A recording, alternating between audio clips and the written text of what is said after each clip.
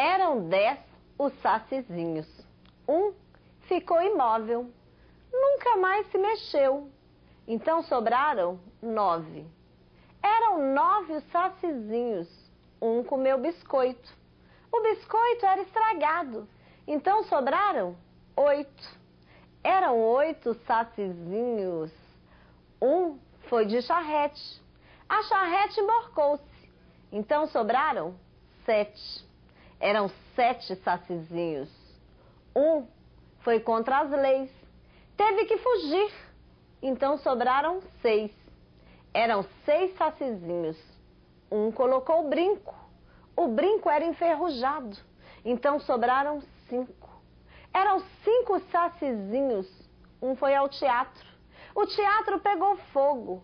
Então sobraram 4. Eram 4 sacizinhos. Um foi pro xadrez.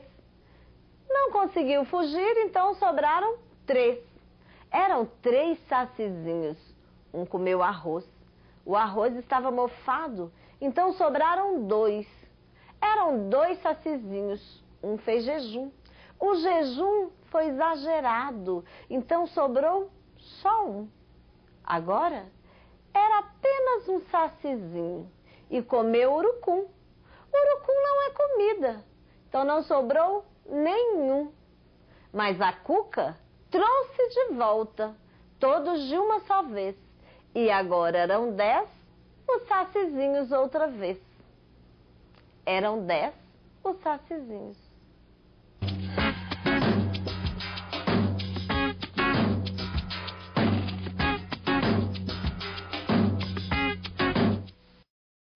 Olá! No início, eram instrumentos primitivos de caça e agricultura. Com o passar dos séculos, vieram a modernização, a mecanização e as revoluções tecnológicas. Assim, o homem evolui em busca de progresso e facilidade de sobrevivência. Hoje, o Caderno Educação mostra uma exposição com as novidades tecnológicas do nosso tempo. Vamos falar sobre crianças em fase de letramento e sobre altas habilidades. E não percam, um flautista cego que confecciona seu próprio instrumento.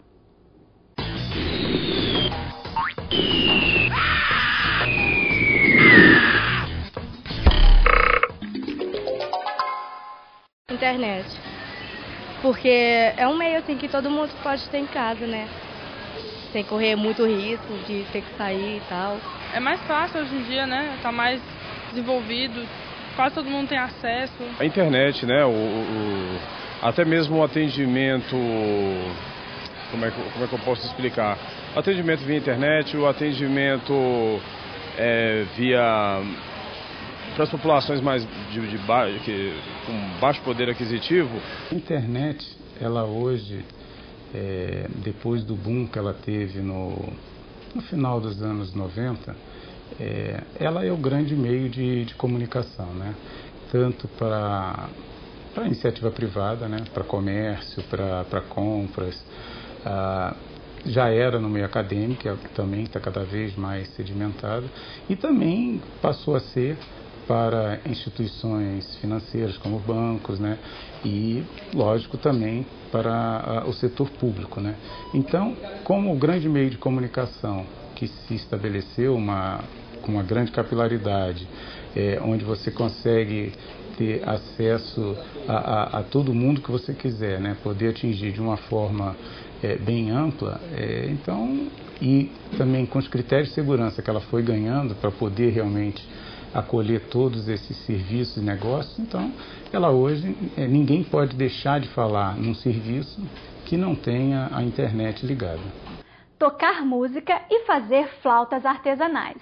É assim que Jorge Luiz, cego desde os 7 anos, encanta e constrói a vida.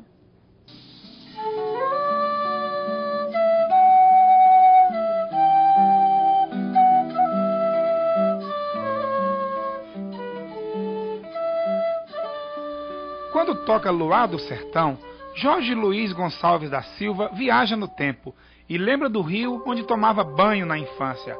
Essa foi a última imagem que ficou no pensamento. Aos 7 anos, um fato mudou a sua vida. Uma pedrada no rosto lhe deixou cego de um olho. 3 anos depois, uma infecção atrofiou o seu nervo óptico e tirou o resto da visão. Jorge encontrou na música um alívio para o sofrimento. Meu primeiro contato com a flauta foi através do projeto Rondon. Isso lá no interior, na cidade de São Domingos de Goiás. O projeto Rondon tinha um trabalho com pessoas carentes, aquele trabalho envolvente, descontraído, de esporte e música. Então eu vi um daqueles universitários tocando flauta e muito me admirei pelo som da flauta.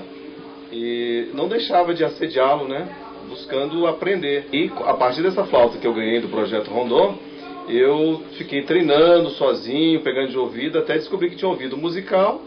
E mais tarde, isso já com quase 30 anos, com 30 e poucos anos, aliás, que eu comecei a ter a ideia de confeccionar a flauta de bambu. A princípio foi, eu diria que uma cura para o estresse dele, né? Que o tocar em si, o instrumento, né? E acabou envolvendo toda a família, né? Envolve o meu caçula, que ele gosta muito da parte de lixar. Né? Lixa um pouco, né? Com cuidado. Aí depois deixa secar, seca e depois verniza. Apesar de trabalhar com materiais improvisados, a produção de Jorge é intensa. Nos últimos 2 anos, ele fez mais de 100 flautas.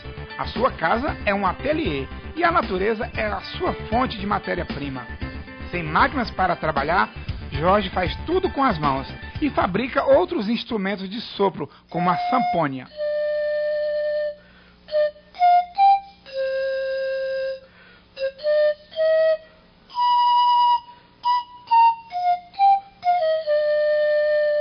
Aos 10 anos, Jorge Luiz perdeu definitivamente a visão. Aos 12, ele encontrou na música um jeito de espantar a depressão.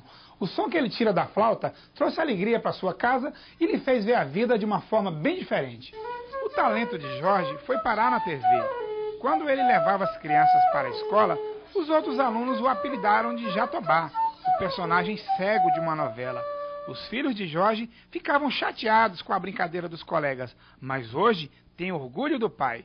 A fama mudou a vida de Jorge. Jacinta, a sua mulher, o conheceu na TV durante uma entrevista. Se depender da família e dos vizinhos, o trabalho de Jorge não para por aqui. Muitas pessoas nos sugeriram: por que você não vende? Está tão bonito e tal, né? E o som bonito, dá para você vender e melhorar a sua renda. Então essa agora definitivamente é a nossa meta, de poder repassar para os artesãos, para pessoas que queiram realmente comercializar e quem sabe poder produzir em larga escala, tiver pessoas interessadas para comprar, a gente está disposto a repassar isso. A música que eu mais gosto que ele toca é Jesus, a Alegria dos Homens.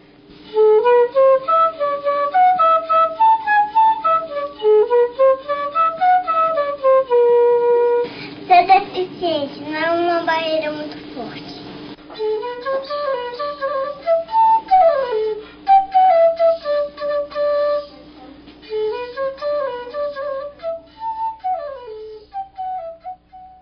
O Jorge precisa de ajuda para continuar esse belo trabalho. Você pode colaborar comprando ou doando ferramentas e materiais. O telefone para contato é 3484-0085 e 8474-4545. Quem nunca sonhou em ter uma casa toda informatizada? O Riquinho tem. Basta apertar um botão e tudo funciona. Confira a dica de cinema.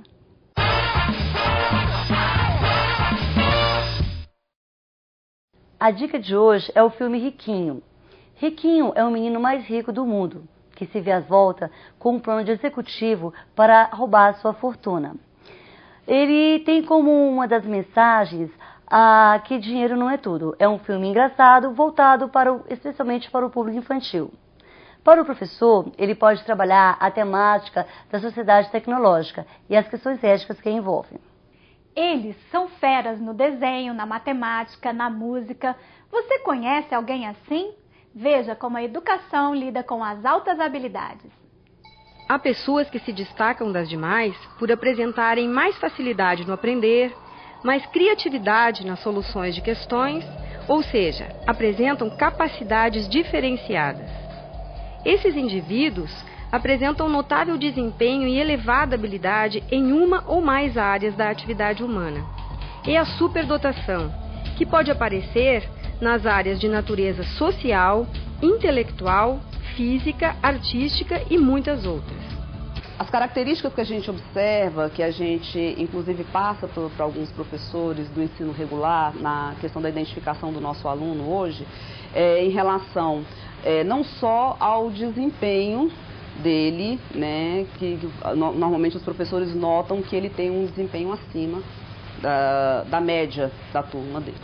Mas, assim, outras coisas também que são observadas. Por exemplo, a criança superdotada com altas habilidades, ela geralmente apresenta algumas características como fluência verbal, né, criatividade, elas conseguem dar soluções rápidas, vem sempre assim com alternativas inusitadas, né, coisas que normalmente você não observa numa criança da mesma idade. O papel da família e da escola é muito importante para o desenvolvimento de alunos com essas características, porque deles depende a estimulação de suas potencialidades. Podem acomodar-se na média por falta de incentivo, por superexpectativa ou até por discriminação. O Pedro, desde pequeno, eu observava, sempre foi um menino assim muito esperto. Ele desenhava já bem quando era menor. Eu estudei piano, então às vezes ensinei, né, alguns momentos ensinei ele a tocar algumas coisas e ele pega muito rápido. Pedro Portugal Sorrentino tem 12 anos, é aluno da 6ª série do Centro de Ensino Fundamental 104 Norte do Distrito Federal. Pedro apresenta características de aluno com altas habilidades. Sua área de melhor desempenho é a pintura e o desenho. Facilidade, assim, eu acho que eu tenho um pouco maior, mas aqui nada muito fácil. Eu acho que facilidade que eu tenho uma boa é para desenho, pintura, música nem tanto. Eu acho que todo mundo é igual e eu tenho alguns aspectos um pouco melhor, mas todo mundo pode, se quiser, se tentar, conseguir se sai bem naquilo que deseja. A escola inclusiva parte do princípio de que todos os alunos podem conviver, aprender e participar da comunidade escolar e social. A diversidade é uma característica natural. Os ritmos têm de ser respeitados, quando são mais lentos e também quando são mais acelerados.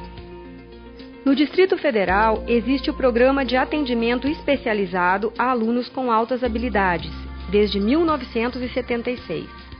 Uma equipe de sensibilização trabalha com os professores das escolas regulares, que observam os alunos e descrevem as capacidades apresentadas.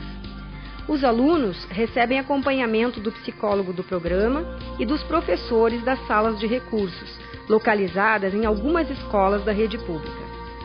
Pedro frequenta a sala de recursos com gosto e assiduidade e se dedica ao desenho e à pintura em tela.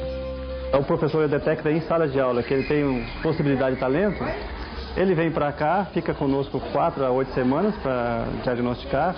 Se realmente ele tem talento e tem vontade de ficar na sala, daí ele fica efetivado na sala. O crescimento dele aqui é questão técnica, né? O aluno às vezes pede um exemplo, né? Daí, professor, eu quero fazer uma cabeça, uma distância do olho, né? Daí eu simplesmente chego para ele e faço, né? Uma proporção, né? Daí, né? Daí eu vou explicar para ele, né? A distância da orelha, essas coisas todas, né? E ele, que às vezes ele vem desenho, aquele desenho ingênuo. Daí ele vai se capacitar, uma coisa mais técnica, essas coisas todas, sem deixar o lado artístico dele. Lidar com esses alunos não é difícil. Basta oferecer-lhes meios de explorar o que sabem e gostam de fazer. Incluir é palavra de ordem numa educação de qualidade.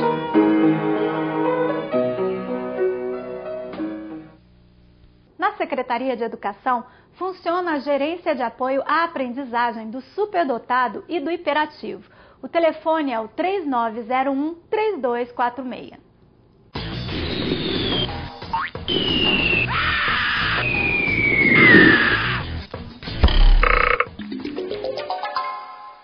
utilizaria o computador e a internet pelo meio de mais fácil, mais prático, para você entrar, para todo mundo tirar e fazer os negócios. Internet, por causa da burocracia, a demora, você entendeu? Faz com que a gente perde a paciência para poder tirar a documentação. No momento é o computador, porque agiliza mais rapidamente e como esse serviço que você viu aqui na hora. É ótimo para a gente que hoje o tempo para a gente é dinheiro, né? Se a gente for falar assim da geração dos pais da gente, são pessoas que têm uma certa resistência porque às vezes a falta de conhecimento e contato. Eu lembro muito bem lá em casa, o meu pai, quando surgiu o cartão magnético em banco, né, ele ligava para mim para que eu obtivesse o saldo dele quando ele viajava, porque ele não mexia com isso ainda. Aí depois foi mexendo. Tinha resistência a mexer com controle remoto, aí isso entrou já na vida. Da mesma forma, então assim, os filhos nossos já são diferentes, já nascem nesse meio. Então uma criança pequena hoje, ela tem contato com o computador, né, como se tem com um telefone, como se tinha com uma televisão. Então são menos resistentes. Saber falar, escrever e ler são competências fundamentais para o desenvolvimento linguístico da criança. O acesso ao mundo letrado é possível por meio da escola. Quando entram na escola, as crianças passam a conhecer um universo formal de escrita e leitura. Nada de juntar sons e letras de forma mecânica. O contexto social é o ponto de partida para as crianças aprenderem. Quando trabalhamos a partir da perspectiva do letramento, nós então utilizamos o nosso olhar e nos tornamos mais sensíveis também para toda a escrita, todo o material escrito que está ao nosso redor. Não só na sala de aula, mas também nas ruas, nas camisetas que as crianças usam, em todos os lugares que a criança frequenta. E nós também. Então trazemos esses materiais para dentro da nossa sala de aula, porque eles são significativos não só para o ensino da leitura e da escrita, mas para o ensino da leitura e da escrita como uma atividade de comunicação. Os alunos da professora Sônia estão em processo de aprendizagem da escrita e da leitura. Nessa visita ao Memorial JK, a professora estimula a participação oral dos alunos, com perguntas sobre o presidente Juscelino Kubitschek. A fala dos alunos antecede a produção escrita. Mas quem foi ele? Ele foi o presidente do Brasil bem antes do mundo. Quando retornam para a escola, o texto oral transforma-se em um texto escrito. Nós sabemos que essas crianças de primeira série não dominam ainda completamente a mecânica da leitura e da escrita. No entanto, o que a professora está fazendo, ela os está introduzindo numa prática de letramento. Posso colocar? Pode. Estão a fim de cantar? Família, papai, mamãe, tia. A letra da música do grupo de rock Titãs estimula a escrita e a leitura de palavras e de mundo. Após soltar a voz, os alunos discutem temas abordados pelo grupo, como família e trabalho. Esse é o gancho para contextualizar a escrita. Quando começam a escrever, as crianças das séries iniciais constroem a escrita a partir da hipótese. Os alunos se apoiam na oralidade. Na passagem da fala para a escrita, o professor deve levar o aluno a entender as regras da escrita formal. Eles acabam gravando aquela forma de escrever, separando bem as palavras umas das outras, usando as vogais de final de sílaba que sejam as vogais corretas. Eles passam a perceber que existe uma diferença entre fala e escrita. No processo de leitura, a escola deve oferecer um ambiente de letramento propício, com diversidade de gêneros e estilos. Nessa aula, a professora Sônia conta a história do livro Maria Vai com as Outras. A professora ajuda os alunos a fazerem uma leitura mais profunda. Para entender o contexto, as crianças necessitam, por exemplo, saber o que é uma ovelha. Essa pista permite que o aluno avance para questões mais complexas. As perguntas da professora contribuem para que os alunos percebam o que o autor diz nas entrelinhas do texto. Aí Maria pensou, eu detesto Giló. Mas ela continuou. fazendo o que as outras fazem. Ela comeu. Podem acomodar-se na média por falta de incentivo, por superexpectativa ou até por discriminação. Um outro ditado popular faz com que os alunos descubram as semelhanças entre textos. Uma dimensão muito importante que devemos ressaltar em qualquer texto é a dimensão da intertextualidade. O que é isso? É a referência que é feita no texto a outros textos ou a outros conhecimentos. Vejam que a professora, ao contar uma história que se baseava num provérbio, Maria vai com as outras, ela faz referência a expressões populares. Estava aí constituindo o intertexto para a leitura das crianças. Essas práticas de letramento ajudam os alunos a adquirirem competência linguística e se tornarem cidadãos. O desenvolvimento da autoestima e o respeito ao próximo são valores importantes para o caráter da criança. Esses são os assuntos da nossa dica de leitura.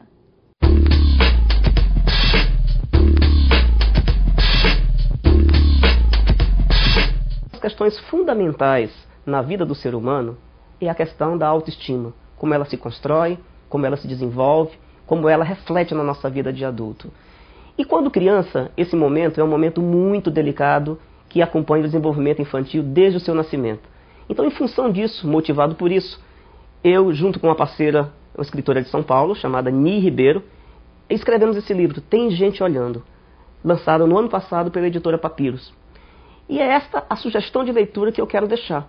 Então, para você que se interessa em explorar este assunto da formação do autoconceito, da autoestima, os cuidados pessoais, a valorização do outro, a autoconsciência, a autorreflexão, o autoconhecimento, desde a criança, então fica aqui a minha sugestão.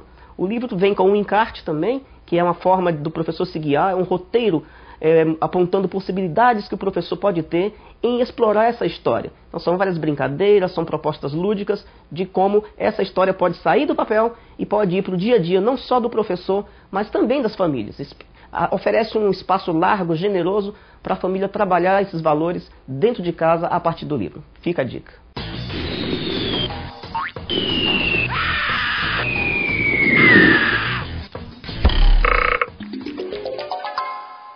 Meio de computação pela internet seria um método mais fácil, né?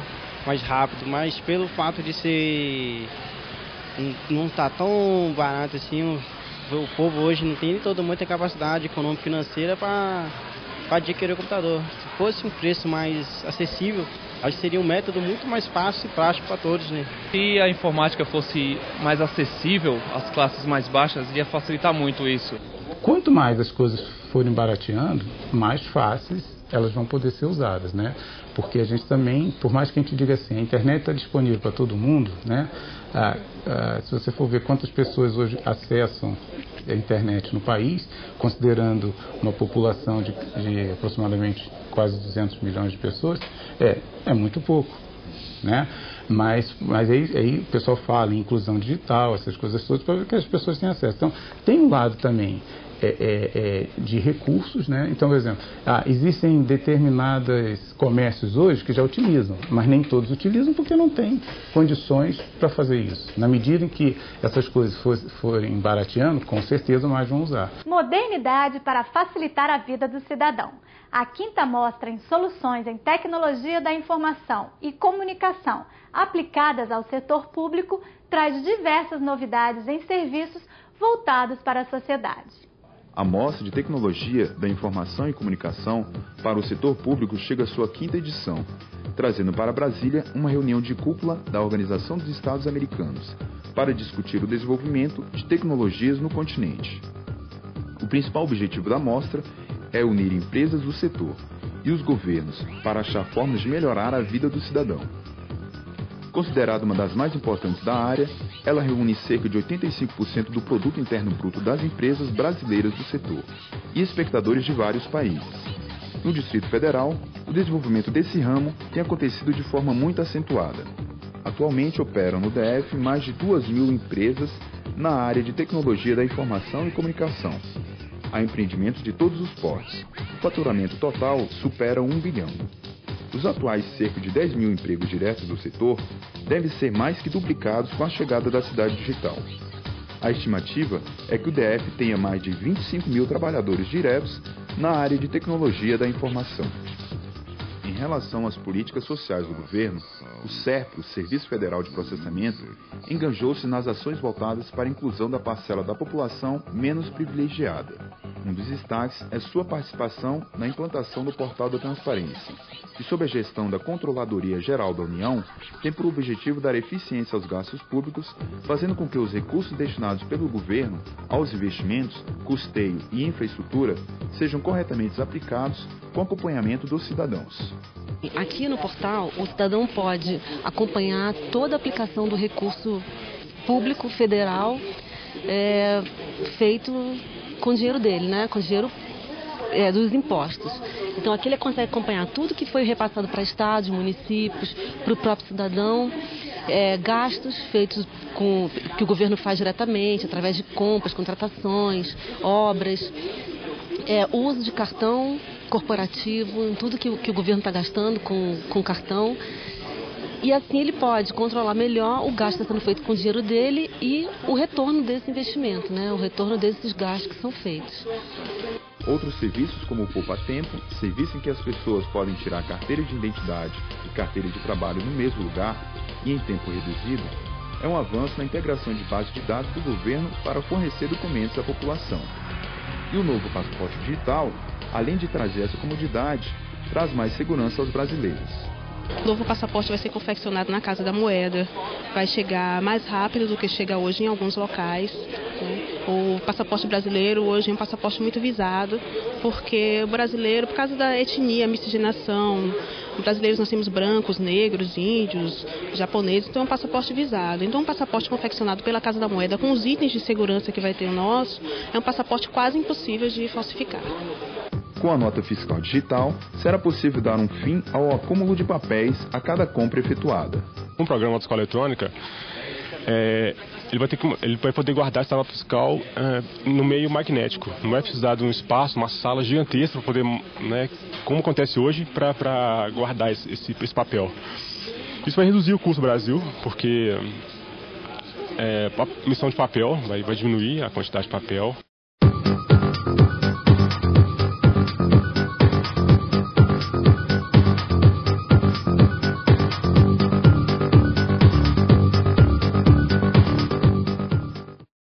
As tecnologias têm estreita relação com a escola. Elas são recursos que facilitam o conhecimento.